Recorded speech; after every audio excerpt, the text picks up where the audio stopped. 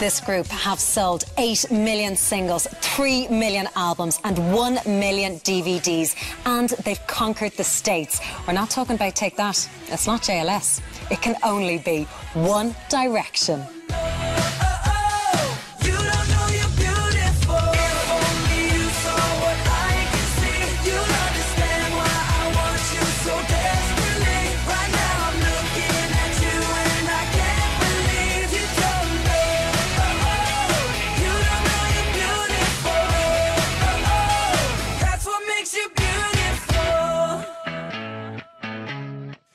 Lads, let's talk about August of last year. Yes, your debut single, What Makes You Beautiful, becomes the fastest selling #1 of 2011. What was it like releasing that first single together as a group? That was the first little bit we got from the album. So to hear that sort of news, I mean, we were massively nervous when we were releasing, just wondering what's going to happen, and then, you know, to break a record and have that sort of number as well is just wicked. So we were really impressed. When you're doing all that promo and you're going all around the country, do you miss home? Like, what is it like constantly being on the road? Do you get to touch base much with your families and friends?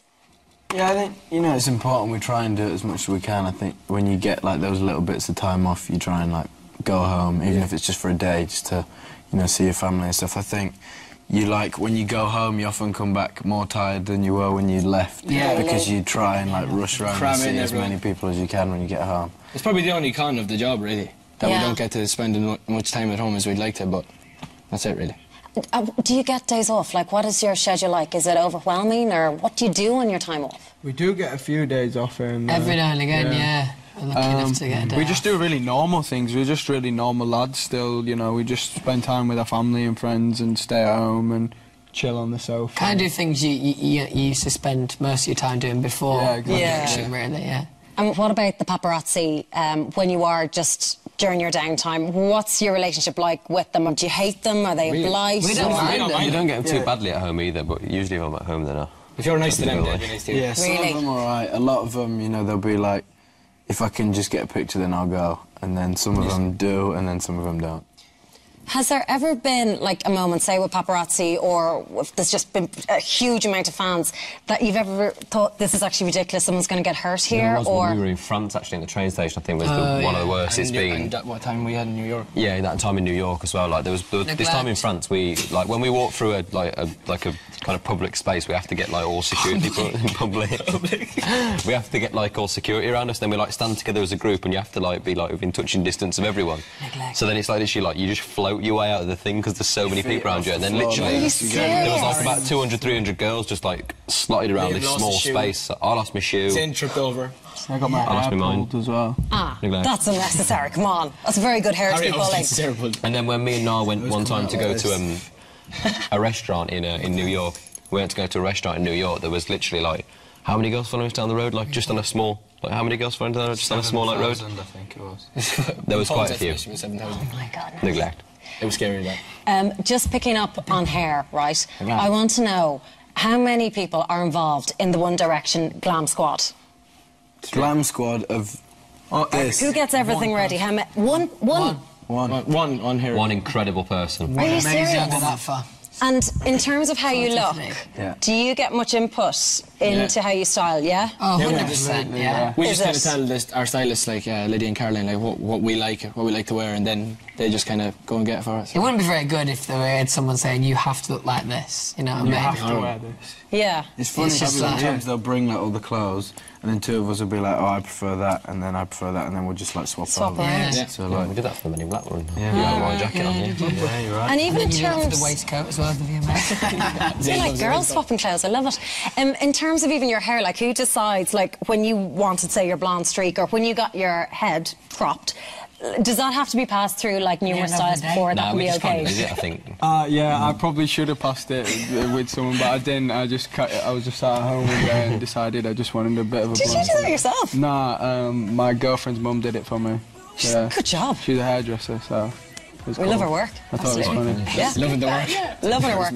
I want to ask you about February of this year. the Brits. You win Best British Single. You're up against... February. Does it feel like a longer time? It feels like ages ago. Does it? feels sooner than that, That feels neglect. the year's gone so fast. How did that feel? Like, you're beating Ed Sheeran and Adele. Like, That ridiculous. was the crazy thing, like the weeks leading up to it, knowing who was in the category, like, it was just like... Songs, not even like Yeah. Yeah. someone like you and A-Team. I think it's just clear that we have such a incredible fan base behind us, and you know they're the people who voted for the award, and to win against, like you say, Ed Sheeran, Adele, and obviously everyone else in that category, we're very lucky. Absolutely. Then let's talk about when you really made history. March of this year, you entered the US Billboard chart at #1, the first UK group to ever top the chart with your debut album. What is that like? Do you get how big a deal that is? Yeah, it's insane, and when you say it as well and say it like that to us, it just becomes even more real. Like, it's crazy, you know. We didn't really even expect to be successful, like, outside of the UK. We just thought we'd give the UK a go and see how it went, and you know, to find out that we were the first, you know, UK act to debut at #1 in America is crazy, and we're just humbled and flattered by all the people that went out and bought it. It's amazing. I remember you saying that week as well, when we were saying, oh, you know what, we'd love it if we got top 20. Top 20 is That's where it started at, and then they were like, oh, it's got a bit better now, you're in so-and-so. We were like, oh yeah, top 10. Then we went, oh, top 5, and then it ended up being #1, so it was just literally like starting out that week and being like, yeah, top 20 would be brilliant, lads, it'd be absolutely wicked. That week, it's ridiculous. Yeah, Guns N' Roses, Whitney Houston, us, Adele, and Bruce Springsteen. To be fair, we really had to work for it though. That week was solid promotion. Like, there was just no time to sleep, really. Why do you think they love you so much in the US? I think they like the accents. Yeah. It's just there hasn't been a UK thing there for a while, obviously, so I think for us to... And there hasn't been like a UK, like, thing, so it's nice to be out there supporting the UK. Yeah. Ireland. Running the flag for UK and Ireland. Absolutely, absolutely. Let's talk about August of this year. Live While We're Young. It's the fastest selling pre-ordered single in history. How did that feel when you heard that? No, it's, once again, like, you know, coming into the second album, being obviously quite nervous about what's going to happen, and then to have, once again, the fans just straight behind us before they've even heard a note, so it's brilliant. Do you ever become blasé about smashing these records? I mean... Not at all, no. I mean, we make, like, really... Like, obviously, we know there's, like, loads of crucial decisions to make, like, what's released first, what's single, this and that. So whenever, you know, we always make sure that we're doing the right thing and really look into things in detail. So I think if we become like that, then we'll just end up failing and going out of it. I don't think we'll ever become like that. It's just so hard for, like, you know, everything that you just said then. It's very actually... It's weird and difficult to take it in. Like, you'd be laid in bed at night and you'll think about, you know, what we've achieved, and it's, you know, it's incredible. It's just so difficult to sink in what we've done in 2 years. We're lucky. Who keeps you grounded? Who keeps you down to earth? Is that family? Each other, is it each other? Yeah, a lot of it's each other, and obviously, you know, we have a really good team around with us who we're, you know, we're very lucky in the fact that everyone who we work with are actually friends with as well. It's we were saying that last night. You know, it's not just a work relationship, so it's nice that you get on with the people that you have to spend every day with. And, you know, our families as well are great at, you know, keeping us grounded, and, you know, like we said, each other as well, just if anyone gets... Why is your voice gone? I don't know. It's getting serious. Yeah. It's getting emotional.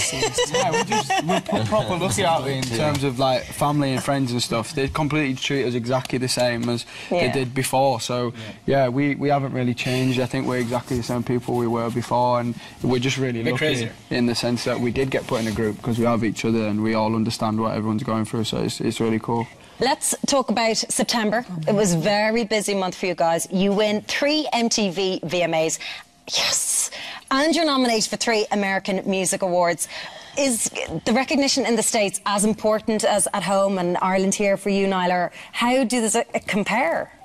We're just young lads doing what we love, and to get the recognition from, you know, from panels and from the fans. Yeah. You know, for these awards, it's the most amazing feeling ever. And, you know, with the VMAs, the fans voted big time for them, and, you know, it was the most amazing day. Yeah, that was incredible. I think the fact that it's like America as well, you know, you grow up, like, thinking about it as just this huge place, and, like, to think that our songs even like available in the US is crazy. So for us to be kind of getting awards and stuff, it just seems ridiculous, but it's amazing. And when you're linked to big names like Demi Lovato, how close are you, Niall, with Demi? What's the truth behind all these rumours? Demi! Come to me, Demi. Me and Demi are just really good friends, and they just kind of blew it out of the water. I think there was some stuff in the paper Really this good week. friends. Nice. And like, they said He calls her Demi Tomato. and really they quoted cute. us saying that we were going out this week, but it's not true. Yeah. But she has gone on camera saying, oh, Niall, you know, or Simon, Niall says hi and all that. Like, was that weird when she's on the X Factor USA talking about you? Yeah, it was a little bit strange, but that's fine. I don't Hey, know. lads, It's only a bit of a rumour going around. Now he's Demi Tomato.